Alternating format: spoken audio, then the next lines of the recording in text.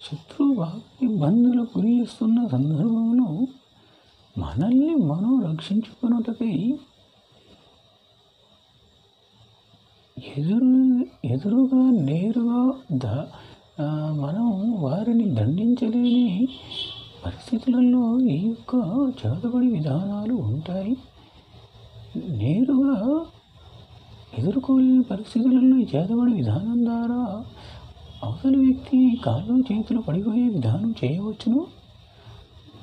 మొత్తమే లేకుండా కూడా చేసే విధానాలు ఉంటాయి. ఈ అనవజ్ఞులే చేస్తారు. 1 గంటలో 4 గంటలలో 24 గంటలలో జరిగే పనులు కావు. అనవజ్ఞులు మాత్రమే చేస్తారు. మంత్రము రాని వారు కూడా గురువుని అంటున్నారని కొందరు తెలుపుతున్నారు. అందుకోసం ఏ విధానైనా అనుభవజ్ఞులు మాత్రమే సంప్రదించగలరని నా యొక్క విన్నపం.